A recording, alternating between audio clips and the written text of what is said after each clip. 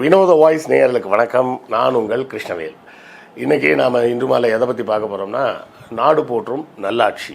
அதாவது நாடு போற்றும் 4 ஆண்டு நல்லாட்சி. அப்படி நான் சொல்லுவோம். திமுகவின் ஸ்டாலின் தலைமையிலான இந்த திராவிட மாடல் ஆட்சி இந்த 4 ஆண்டுகளில் எப்படி செயல்பட்டிருக்கு, என்னெல்லாம் நடந்திருக்கு, என்னெல்லாம் நடக்கணும், நடந்தால் நல்லாயிருக்கும் அப்படின்ற விஷயங்கள் எல்லாத்தையும் விரிவாக பார்க்கலாம். ஏற்கனவே நமக்கு பேரே கருப்பு சட்டை சங்கி தான், கருப்பு சங்கி. சரியா? திமுக சொம்பு, அறிவாலயத்தில் பிச்சை எடுப்பவன், இன்னும் என்னெல்லாமோ நிறைய பட்டங்கள்லாம் கொடுத்துருக்குறாங்க. இருக்கட்டும், அதை பற்றி ஒரு பிரச்சனை இல்லை. நாம் நேர்மையோடு ஒரு சார்பாக பேசாமல் நேர்மையாகவே இந்த 4 ஆண்டு ஆட்சி காலம் எப்படி இருந்தது அப்படிங்கிறத பார்ப்போம். நம்ம வீடியோவில் அடிக்கடி நம்ம அப்புறம் நண்பர்களே புத்தகம் வாங்குன்ற போடுறதெல்லாம் நிறைய பேர் கேலி பண்ணுறாங்க. கேலி கிண்டல்லாம் பற்றி நம்ம கவலைப்பட வேண்டிய அவசியம் இல்லை. எத்தனையோ காமெடி பண்ணுறவங்க சேனல்லாம் என்ன பண்ணுறாங்க, என்ன சப்போர்ட் பண்ணணும்னு நினச்சிங்கன்னா நீங்கள் பணம் அனுப்புங்கன்னு கேட்குறாங்க. நம்ம என்ன பணம் அனுப்புங்கன்னு கேட்குறோமா? சேனல் நடத்த பணம் தேவைப்படும். அப்படி தேவைப்படக்கூடிய பணத்தை நீங்கள் புத்தகம் வாங்கினால் உங்களுக்கு புத்தகங்கள் வாங்கிய அந்த புத்தகங்களாகிய அறிவாயுதம் உங்கள் கைக்கு கிடைக்கும். அதன் மூலமாக எங்களுக்கு கிடைக்கக்கூடிய பணத்தை வைத்து நாங்கள் இந்த சேனலை நடத்த முடியும் அப்படின்னு தான் நம்ம சொல்கிறோம். ஸோ புத்தகம் வாங்குங்க அப்படின்னு நான் கேட்பதில் நான் கூச்சப்படவில்லை. அதை பார்ப்பதற்கு நீங்களும் சலிப்படைய வேண்டிய அவசியம் இல்லை. புத்தகம் வாங்க முடியாதவர்கள் லைக் போட்டாலும் சப்போர்ட்டு தான், ஷேர் பண்ணாலும் சப்போர்ட்டு தான், சப்ஸ்கிரைப் பண்ணாலும் சப்போர்ட்டு தான், ஏன் கமெண்ட் போட்டிங்கன்னா கூட சப்போர்ட்டு தான். ஸோ ஏதாவது ஒரு வகையில் உங்கள் ஆதரவை நம்ம சேனலுக்கு கொடுத்துக்கிட்டே இருங்க. இந்த 4 ஆண்டுகளில் ஆட்சி எப்படி நடந்தது அப்படின்றத பார்க்குறதுக்கு முன்னாடி இன்னொரு செய்தியை ஒன்று சொல்லிடுறேன். அதாவது இந்த செய்தி திமுக அரசாங்கத்துக்கு சொம்படிக்கிறதுக்கோ இல்லை, ஒரு நேர்மையான ஒரு அனாலிசிஸ். என்ன நடந்திருக்கு, நடந்தது வரை சரிதானா, இன்னும் வேறு நடக்க வேண்டுமா அப்படின்ற விஷயங்களை விரிவாக பார்க்கலாம். முதல் விஷயம் என்னென்னா, எப்போதுமே ஒரு ஆணுக்கு ஒரு சலுகை கிடைப்பதை விட ஒரு பெண்ணுக்கு அந்த சலுகை கிடைத்தால் மிகவும் நல்லது அப்படின்றது பொதுவான ஒரு கருத்து. ஏன்னா ஒரு ஆணுக்கிட்ட பணம் கிடச்சிதுன்னா அவன் தனியாக தின்ட்டு போயிடுவான். விளையாட்டுக்கு சொல்லுங்க. ஏன்னா நல்லா யோசிச்சு பாருங்களேன், ஒரு ஆண் தனியாக போய் படம் பார்த்துட்டு வந்துடுவார். ஆனால் ஒரு பெண் தனியாக போக விருப்பப்பட மாட்டாங்க. அப்படி போகிறதா இருந்தால் கணவனோடு போவோம், இல்லை அப்பா அம்மாவை கூட்டிகிட்டு போவோம், இல்லை பிள்ளைங்களை கூட்டிகிட்டு போவோம் அப்படின்னு யோசிப்பாங்க. அதுதான் சொல்கிறது, ஒரு பெண்ணுக்கு முதல்ல கல்வியும் பொருளாதார விடுதலையும் கிடைத்தால் அது அந்த குடும்பத்துக்கே கிடைக்கக்கூடிய ஒரு சலுகையாக மாறும். அப்படி பார்க்க போனோம்னா முதல் நல்ல விஷயம் எதுன்னு பார்த்தோம்னா, பெண்களுக்கான விடியல் பயணத்திட்டம். அதாவது கட்டணமில்லா பேருந்து பயணம். இந்த திட்டம் பிறகு திருநங்கையருக்கும் எக்ஸ்டெண்ட் பண்ணாங்க. அதோடு சேர்த்து ஊனமுற்றோர்களுக்கும் எக்ஸ்டெண்ட் பண்ணாங்க. அப்புறம் வயதில் பெரியவர்கள் சீனியர் சிட்டிசனுக்கும் அதை எக்ஸ்டெண்ட் பண்ணியிருக்கிறாங்க. அப்படின்றது ஒரு நல்ல விஷயம். சரிங்களா? இது பல விஷயங்களை ஓப்பன் பண்ணி விடும். அது என்னன்றதை நான் சொல்கிறேன். 2வது திட்டம் மகளிர் உரிமை திட்டம். இந்த மகளிர் உரிமை திட்டம் ஒரு மிகப்பெரிய முன்மாதிரி திட்டமாக இந்தியாவில் பார்க்கப்படுகிறது. நம்ம தான் எல்லாமே முன்மாதிரி திட்டங்கள் கொண்டு வந்திருக்கிறோம். சத்துணவு திட்டமே நம்ம அப்போவே கொண்டு வந்துட்டோம். இப்போ தான் வட மாநிலங்களில் எல்லா இடத்துலையும் கொண்டாடுறாங்க. சுப்ரீம் கோர்ட்டே சொல்லிட்டாங்க, ஒரு மாநிலம் 50 வருஷமாக பண்ணிகிட்டு இருக்காங்க, உங்களெல்லாம் பண்ண முடியாதா, பண்ணுங்கடா அப்படின்னு சொல்லி முடிச்சிட்டாங்க. அதை போலவே பார்த்தோம்னா இந்த மகளிர் உரிமை திட்டத்தை கர்நாடக மாநில அரசாங்கம் செய்ய ஆரம்பிச்சிருச்சு, டெல்லி அரசாங்கம் செய்ய ஆரம்பிச்சிருச்சு. இன்னும் கொஞ்சம் நாளில் இந்தியாவில் இருக்கக்கூடிய எல்லா மாநிலங்கள்லையுமே அந்த திட்டம் செயல்பாட்டுக்கு வந்துடும். சொல்லப்போனால் இதை பார்த்து மற்ற நாடுகளிலும் இதை கொண்டாட ஆரம்பிச்சிடுவாங்க. இப்போ நம்மளுடைய மதிய உணவு திட்டத்தை பார்த்து பிரிட்டனில் மதிய உணவு கொடுக்க ஆரம்பிச்சிருக்கிறாங்க, கனடாவில் கொடுக்க ஆரம்பிக்கிறாங்க. இப்படி இந்த திட்டங்களோட ரீச் போய்கிட்டே தான் இருக்கும். இப்போது மகளிருக்கு இந்த 2 திட்டங்கள் மூலமாக என்ன கிடச்சிது அப்படின்னு கேட்டிங்கன்னா, ஒரு மிகப்பெரிய ரிலீஃப் கிடச்சிது. அன்றைக்கி கூட ஒருத்தங்க சொல்கிறாங்க, எங்கள் வீட்டில் மெய்டாக இருந்தாங்க முன்னாடி, அவங்க சொன்னாங்க, இன்றைக்கி என்ன சொன்னாங்கன்னா, இன்றைக்கி சண்டே தானே, பையனை கூட்டிகிட்டு பீச்சுக்கு போகலாம் அப்படின்னு சொல்லிட்டு கிளம்பி போயிட்டாங்க. ஏற்கனவே 1000 ரூபா கொடுத்தாருல, அந்த 1000 ரூபா இருக்குது. நல்லா யோசிச்சு பாருங்களேன். தன்னால் அவங்களே ஒரு 3 வீடுகளே என்னவோ வேலை பார்க்குறாங்க. ஒரு வீட்டுக்கு 2000 ரூபா 3000 ரூபா வச்சிங்கன்னா கூட மாத வருமானம் ஒரு 8000 ரூபா 9000 ரூபா கிட்ட இருக்கும். அதை வைத்து அவங்க குடும்பம் நடத்துறதுக்கும் வாடகை கொடுக்கறதுக்கும் இதுக்கு தான் பத்தும். தனியாக என்டர்டெயின்மெண்ட் அப்படின்றதே ஒன்று இருக்காது. உடனே சில பேர் வந்துடுவாங்க, அப்படிலாம் ஒரு என்டர்டெயின்மெண்ட் தேவையா, நாங்கள்லாம் வந்து 6 மாதத்துக்கு ஒரு தடவை தான் படம் பார்ப்போம் அப்படின்லாம் வேறு சொல்லி வந்துடுவாங்க. நீ 6 மாதத்துக்கு ஒரு தடவை படம் பாரு, இல்லை நீ படம் பார்க்காமே நாசமாக போயிடும், உன்னை பற்றிலாம் எங்களுக்கு கவலை இல்லை. எல்லாருக்கும் எல்லாம் அப்படின்ற அந்த திட்டத்தின்படி அழகாக இவங்களால ஒரு வார இறுதி நாளில் ஒரு 200 ரூபா ஒரு 250 ரூபா கையில் எடுத்துக்கிட்டு பிள்ளைங்களை கூட்டிக்கிட்டு இந்த விடியல் பயண திட்டத்தில் பேருந்தில் ஏறி போனாங்க, பீச்சுக்கு போனாங்க, அந்த பீச்சை சுற்றி பார்த்தாங்க, ஒரு பஜ்ஜி கிஜ்ஜி வாங்கி சாப்பிட்டாங்க, கொஞ்சம் ஒரு 2 மணி நேரம் கடல் அலைகள்லாம் நின்றுட்டு வந்தாங்க, வீட்டுக்கு வந்து சேர்ந்தாங்க. அப்படின்ற அந்த ஒரு மன நிம்மதி இருக்குது பார்த்தீங்களா, அதை கொடுத்துருக்கு இந்த 2 திட்டமும் கம்பைண்டாக சேர்த்து. அடுத்தால தோழி, பெண்களுக்கான விடுதி. நமக்கு பெரிய பிரச்சனையே என்னென்னா, கிராமப்புறங்கள்லேருந்து கிளம்பி நகரங்களில் வந்து படிக்கலான்னு நினைக்கிற பெண் பிள்ளைகளுக்கு தங்கு இடம் அப்படிங்கிறது ஒரு மிகப்பெரிய சவால்.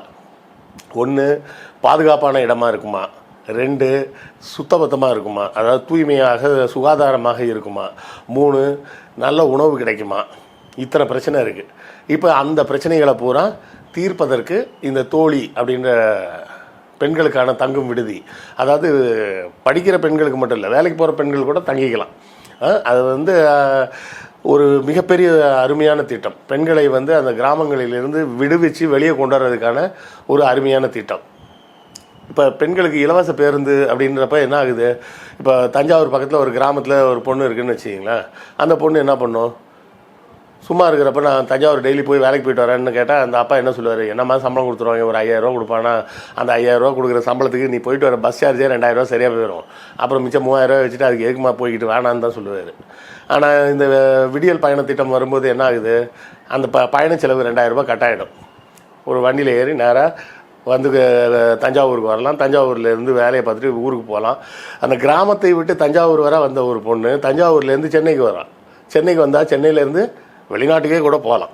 ஸோ எங்கே வேணாலும் அவர்களுக்கு மொபிலிட்டி கிடைக்கும், உலகத்தை பார்க்கக்கூடிய ஒரு வாய்ப்பு கிடைக்கும் அப்படிங்கிறது இந்த விடியல் பயண திட்டத்தின் மூலமாக நடைபெறும் அப்படிங்கிறதையும் நாம் புரிஞ்சுக்கணும்.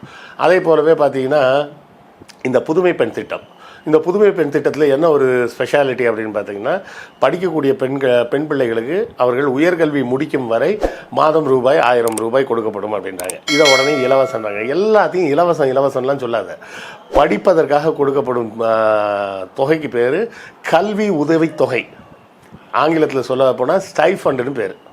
சரியா, இந்த ஸ்டைஃபண்ட் வந்து பிஹெச்டி பண்ணுற ஸ்காலர்ஸ்க்கு மட்டும் தான் கொடுப்பாங்க. நம்ம முதலமைச்சர் டிகிரியிலேருந்தே கொடுக்குறேன் அப்படின்னு சொல்லிட்டாரு. அதுவே வந்து ஒரு சிறப்பான விஷயந்தான். ஸோ பெண்களுக்குன்னு எடுத்தாலே இது இப்படி ஒரு சிறப்பான இத்தனை திட்டங்கள் இருக்குது. இதே திட்டங்கள் புதுமை பெண் திட்டத்தை போலவே தமிழ் புதல்வன் அந்த திட்டத்தை அரசு பள்ளியில் படிக்கக்கூடிய மாணவர்களுக்கும் எக்ஸ்டெண்ட் பண்ணுறாங்க. இதோடு சேர்த்து பார்த்தோம்னா பள்ளியில் இடைநிறுத்தத்தை குறைப்பதற்காக பெரிய முயற்சிகளை கல்வி, அதாவது திடீர்னு பாதியிலே படிப்பை நிறுத்திட்டாங்கன்னா அந்த பள்ளி மாணவர்களின் வீடுகளுக்கே சென்று அவங்கள பார்த்து என்ன பிரச்சனை, எதனால் வரமாட்டீங்க வாங்க அப்படின்றத சொல்லி கூப்பிட்டு வந்து மறுபடியும் அந்த கல்வியை தொடர செய்வது அப்படிங்கிற ஒரு விஷயம். அதே போல் இல்லம் தேடி கல்வி, அதாவது பல வீடுகளில் பார்த்திங்கன்னா அப்பா அம்மாவுக்கு பாடம் சொல்லிக் கொடுக்க தெரியாது, இல்லை அவங்களே படிச்சிருக்க மாட்டாங்க. அப்போ அந்த பிள்ளைங்களுக்கு வந்து வீட்டில் உட்காந்து படின்னு சொன்னால் எதை படிப்பாங்க, பாடம் புரியலைண்ணா. அப்போ அதுக்காக ஒரு இல்லம் தேடி கல்வி அப்படின்ற ஒரு திட்டம் இன்னொரு சிறப்பான திட்டம். அப்புறம் காலை உணவு திட்டம், அந்த காலை உணவு திட்டம் இன்னும் அருமையான திட்டம். ஏன்னா சிறு வயதில் பிள்ளைகளோட உடல் வளர்ச்சி மற்றும் மூளை வளர்ச்சி மற்றும் கல்வியை உள்வாங்கும் திறன் அப்படிங்கிறதே அவர்களுக்கு கிடைக்கக்கூடிய ஊட்டச்சத்தான உணவுகளின் மூலமாகத்தான் நடைபெறும். எத்தனையோ வீடுகளில் காலையில் சாப்பாடே இருக்காது. அப்படி இருக்கக்கூடிய பிள்ளைங்களுக்கு அந்த காலை உணவுன்றது வந்து ஒரு மிகப்பெரிய வரப்பிரசாதமாகத்தான் பார்க்கப்பட வேண்டும் அப்படின்றதையும் சொல்லுவோம். அதுவும் ஏதோ ஒரு உணவுலாம் போடாமல் நல்ல சுவையான உணவாக, தினம் ஒரு உணவாக, ஒவ்வொரு நாள் ஒவ்வொரு வகையான உணவுகள் அப்படின்றதெல்லாம் பண்ணுறாங்க. மதிய உணவு திட்டமே உன்னை விட மிக சிறப்பாக நடக்குது. டெய்லி முட்டை உண்டு, ஒரு நாள் லெமன் சாதம், ஒரு நாள் புளி சாதம், ஒரு நாள் என்ன புதினா சாதம், ஒரு நாள் வந்து சாம்பார் சாதம்னு ஒவ்வொரு நாளைக்கும் ஒவ்வொரு வெரைட்டியாக ஒரு ரைஸு ப்ளஸ் முட்டை, அந்த முட்டையோட தொக்கு வேறு கொடுக்குறாங்களாம். எப்படி பல விஷயங்கள் கொடுக்குறாங்க. நல்ல பாராட்டக்கூடிய விஷயந்தான். ஏற்கனவே கொடுப்பது போலவே இலவசமாக புத்தகங்கள் கொடுப்பது, சைக்கிள் கொடுப்பது, இது பேகு, யூனிஃபார்மு, ஷூ எல்லாமே தொடர்ந்து கொண்டு இருக்கிறது. அதை தாண்டி இந்த 4 ஆண்டுகளில் நாம் வந்து விளையாட்டுத்துறைக்கு மட்டும் எவ்வளோ செலவு பண்ணியிருக்கோம் அப்படின்னு பார்த்தீங்கன்னா சுமார் 520 கோடி ரூபாய் விளையாட்டுத்துறைக்கான கட்டமைப்பை உருவாக்கும் செலவுகளுக்கு பண்ணியிருக்காங்க. விளையாட்டுத்துறைக்கு மட்டும் கொடுத்த பணம் இல்லை, கட்டமைப்பை உருவாக்கக்கூடியதுக்கான செலவு. விளையாட்டுத்துறையை சார்ந்தவங்களுக்கு சம்பளம் கொடுக்கறது ஒரு செலவு தானே. அந்த செலவு சேர்க்காமல் புதிய விளையாட்டு மைதானங்கள் உருவாக்குவது, விளையாட்டுக்கு உண்டான அந்த இடங்களை சீர் செய்வது, செப்பனிடுவது, இந்த மாதிரி விஷயங்களில் 520 கோடி ரூபா செலவு பண்ணியிருக்காங்க. இதுக்கு முந்தைய அதிமுக ஆட்சியில் 10 ஆண்டுகளுக்கு சேர்த்து எவ்வளோ செலவு பண்ணியிருக்காங்கன்னா 350 கோடி. 10 ஆண்டுகளுக்கு 350 கோடி. இப்போ 4 ஆண்டுகளில் 520 கோடி ரூபா செலவு பண்ணியிருக்கிறாங்கன்றது ஒரு மிகப்பெரிய விஷயம் மட்டும் இல்லை. நாம் விளையாட்டுத்துறையில் தமிழ்நாடு தான் முதல்ல இருக்குதுன்னு சொல்லி ஒன்றிய அரசாங்கமே விருது கொடுத்துருக்காங்க. அவங்களால வேறு வழி இல்லாமல் அந்த விருதை கொடுத்து தான் ஆக வேண்டும் அப்படின்ற ஒரு கட்டாயத்துக்கு வந்து சேர்ந்துருக்கிறாங்க அப்படின்றதையும் பார்க்குறோம். ஸோ இப்போ நீங்கள் சொன்னது பூராமே முக்கியமான அந்த கல்வி சார்ந்ததும் பெண்கள் சார்ந்ததுமாகவே மட்டும் சொல்கிறீங்களா சார், வேறு எதுவும் சொல்லலையா அப்படின்னு கேட்குறீங்களா? நான் அதுக்கு தான் ஆரம்பத்திலே சொன்னேன், ஒரு பெண்ணுக்கு தேவையான விஷயங்கள் கிடைச்சா அது அந்த குடும்பத்துக்கே கிடைச்ச விஷயம். அது வந்து பெண்ணோட கல்வி முதற்கொண்டு கல்வி, வேலைவாய்ப்பு, பயணம், உரிமை தொகை, இது எல்லாமே சார்ந்தது அந்த பெண்களை தன் காலில் நிற்க வைக்கக்கூடிய ஒரு செய்தி. சரியா? ரெண்டாவது, முக்கியமாக கல்விக்கு நாம் பெரிய அளவில் செலவு பண்ணியிருக்கோம். அந்த செலவு செஞ்சதோட பலன் வந்து எங்கே கிடச்சிருக்கு அப்படின்னு பார்த்தீங்கன்னா, இந்த ஆண்டு இந்த 2025 +2 ரிசல்ட் வந்திருக்கு பார்த்தீங்களா. தமிழ்நாட்டில் மொத்த தேர்ச்சி விகிதம் எவ்வளோ தெரியுமா? 95%. 100க்கு 95 மாணவர்கள் பாஸ் பண்ணிட்டாங்க. மிச்சம் 5% தான். அவங்களுக்கும் அடுத்த மாதமே தேர்வு வைப்பாங்க. அதுலேயும் அவங்களும் பாஸ் பண்ணி ஒரு 3%, 4% கூட வெளியே வந்துடலாம். அப்போ கிட்டத்தட்ட நாம் வந்து பள்ளி கல்வியில் 100% நோக்கி நெருங்கிக்கிட்டு இருக்கிறோம். இதில் அப்படியே எல்லாரையும் கல்லூரிக்கு கொண்டு வந்துட்டாங்கன்னா இன்னும் நல்லாயிருக்கும். ஏன்னா கொஞ்சம் பேர் வராமல் இருந்தாலும் அவர்களும் இந்த தமிழ் புதல்வன் மற்றும் புதுமை பெண் உதவித்தொகையின் மூலமாக நல்லா புரிஞ்சுங்க. அது ரெண்டுக்கும் பேர் கல்வி ஊக்கத்தொகை, உதவித்தொகை கிடையாது. கல்வி ஊக்கத்தொகை, ஸ்டைஃபண்டுன்னு சொல்லணும். ஸ்டைஃபண்டுன்னு சொல்லி பழகுங்க. உதவித்தொகைனா உதவினா போனால் போது வச்சுக்கோ அப்படின்னு. இது வந்து போனால் போது வச்சுக்கல, நீ படிக்கிறல்ல அதுக்காக நான் உனக்கு பணம் தரேன் அப்படின்னு சொல்கிறது. புரியுதுங்களா?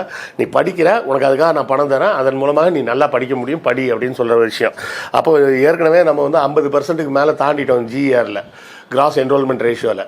இந்த வருடம் GER எங்கே போகுதுன்னு பார்ப்போம். ஒரு 80% தாண்டணும் அப்படிங்கிறது என்னை போன்றவர்களின் ஆசை. சரி, எல்லாமே பாசிட்டிவாகவே சொல்லிட்டு இருக்கீங்களே சார், நெகட்டிவே எதுவும் இல்லையா அப்படின்னு கேட்டிங்கன்னா, என்னுடைய பார்வையில் 2 விஷயத்தை நான் குறிப்பாக சொல்ல விரும்புகிறேன். ஒன்று வந்து இந்த போக்குவரத்து தொழிலாளர்களுக்கான நிலுவைத் தொகை ரொம்ப நாளாக பெண்டிங்லேயே இருக்குது அப்படின்னு சொல்லிட்டு இருக்கிறாங்க. அதை எந்த அளவுக்கு சீக்கிரமாக விடுவிக்க முடியுமோ அதை விடுவித்தால் மிகவும் மகிழ்ச்சி அடைவோம். ரெண்டாவது விஷயம் என்ன அப்படின்னு பார்த்தீங்கன்னா, இந்த பழைய பென்ஷன் சிஸ்டம், அந்த பழைய பென்ஷன் சிஸ்டத்தையும் கொண்டு வர முடிஞ்சதுன்னா இன்னும் சிறப்பாக இருக்கும். நாட்டில் பொருளாதார தட்டுப்பாடுன்னு சொல்லி தான் அந்த பென்ஷன் ஸ்கீமை தூக்குனாங்க. முடிஞ்ச அளவுக்கு அதை கொண்டு வர முயற்சி செஞ்சு கொண்டு வந்தால் அரசு ஊழியர்களும் பயன்பெறுவார்கள், அவர்களும் மகிழ்ச்சி அடைவார்கள். அவர்கள் பயன்பெறுவார்கள், மகிழ்ச்சி அடைவார்கள். வாக்களிப்பார்களா இல்லையான்றதெல்லாம் பற்றி நம்ம கேட்க வேண்டிய அவசியம் இல்லை. அது அவங்கவுங்க சொந்த விருப்பங்கள். இந்த 2 விஷயத்தையும் அரசாங்கம் கவனத்தில் எடுத்துக்கொண்டு செஞ்சால் நல்லாயிருக்கும்.